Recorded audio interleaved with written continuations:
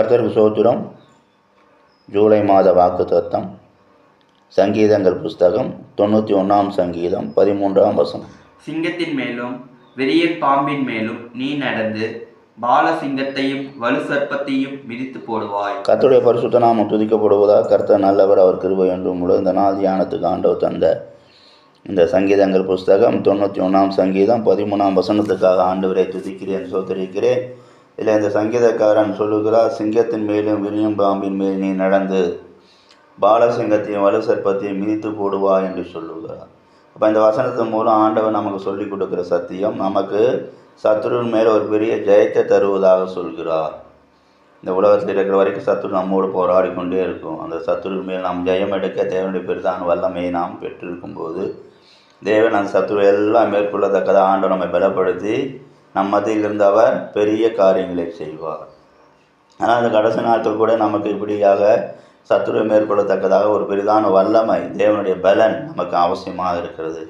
அப்போ நாம் ஆண்டவருடைய வல்லமையினால் நிறைந்திருக்கும் போது ஆண்டவர் அவருடைய பெரிதான பலத்தை நமக்கு தந்து சத்துருவை ஏற்று நின்று பெரிதான ஜெயத்தை நாம் பெற்றுக்கொள்ளவும் மற்றவர்களுக்கு பெற்றுக் கொடுக்கவும் ஆண்டவர் நம்மை வழி நடத்துவார். அதனால் அந்த மாதமெல்லாம் இப்படியாக இந்த வாக்குத்தத்தம் பிரகாரமாக ஆண்டவர் நம்மை வழிநடத்த போகிறார். அதனால் நாம் கூட இந்த வாக்குத்தத்தத்தை விசுவாசத்தோடு நம்பிக்கையோடு நாம் ஆண்டவரை துதித்து சோதரித்து மகிமைப்படுத்தும் போது, வாக்குத்தத்தை கை கொண்டு அவரை நோக்கி பார்க்கும்போது அவர் நமக்கு பெரிய காரியங்களை செய்கிற தேவனாகவே இருக்கிறார்.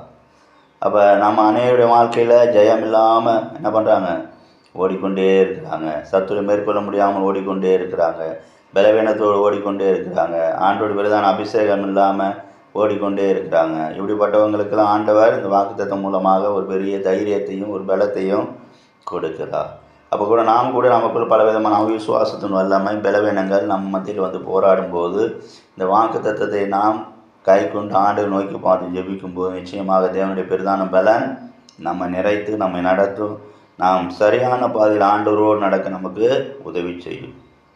இந்த நாளில் கூட நம்முடைய வாழ்க்கையில் நாம் அப்படியா சத்துருவை மேற்கொண்டு நாம் ஜெயமெடுத்தவர்களாக காணப்படுகிறோமா, இல்லை சத்துருவின் வல்லமை பல விதத்தில் நமக்கு விரோதமாக, நம்முடைய குடும்பங்களுக்கு விரோதமாக, நம்முடைய அயலகத்தார் பந்து ஜனங்களுக்கு மத்தியில் போராடி கொண்டிருக்கிறதா என்பதையெல்லாம் நாம் இந்த நாளில் கூட சிந்தித்து ஆராய்ந்து பார்த்து ஆண்டவருடைய பெரிதான பலத்தினால் நிறைந்து இந்த வாக்குத்தத்தத்தை நாம் கை கொண்டு நாம் தேவனை நோக்கி பார்த்து ஜெபிக்கும் போது நிச்சயமாக ஆண்டவர் என்ன பண்ணுவார், சத்துரு எல்லாம் ஜெயித்து அவருக்கு என்று எழும்பி பிரகாசிக்கத்தக்கதாக ஆண்டவர் நமக்கு உதவி செய்வார். இப்போ நம்முடைய ஆண்டவர் நம்மை ஒருபோதும் கைவிடுவதில்லை. நாம் அவரை நோக்கி பார்க்கும்போது நிச்சயமாக அவர் தந்த வாக்குத்தத்தங்கள் மூலமாக நம்ம அதிலிருந்து கிரியேட் செய்து நமக்கு விரோதமாக எழும்புகிற எல்லா சத்துருவலை மேற்கொள்ள அவர் நம்மை வழிநடத்தக்கூடியவராக இருக்கிறார். அவரே நமக்கு வழியும் சத்தியமும் ஜீவனுமாக இருக்கிறார்.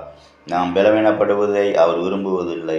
நமக்கு விரோதமாக சத்துரு போராடுவதையும் அவர் விரும்புவதில்லை. நாம் ஜெயம் பெற்றுக்கொண்டவர்களாக நாம் ஒவ்வொரு நாளும் அவருடைய பிள்ளையாக அந்த உலகத்தில் வாழ்வதையே அவர் விரும்புகிறார்.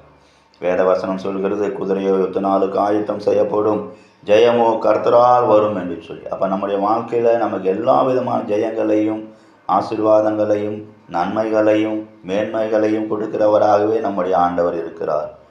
அதனால் நாம் அவரையே நோக்கி பார்ப்போம், அவரிடத்திலே விசுவாசம் வைப்போம், அவரிடத்திலே நாம் நம்பிக்கையுள்ளவர்களாக காணப்படுவோம், அவரையே நாம் நேசித்து அவரிடத்தில் அன்பு கூறுவோம். நிச்சயமாக தேவன் நம்முடைய வாழ்க்கையில் நமக்கு பெரிய காரியங்களை செய்வார். சத்துருவின் வல்லமை ஒன்றும் வாய்க்காமல் போகத்தக்கதாக அவர் தமது கரத்தை நீட்டி செயல்படுவார். அதனால் அந்த நாளில் கூட நம்முடைய வாழ்க்கையை முழுவதுமாக ஒப்பு கொடுப்போம்.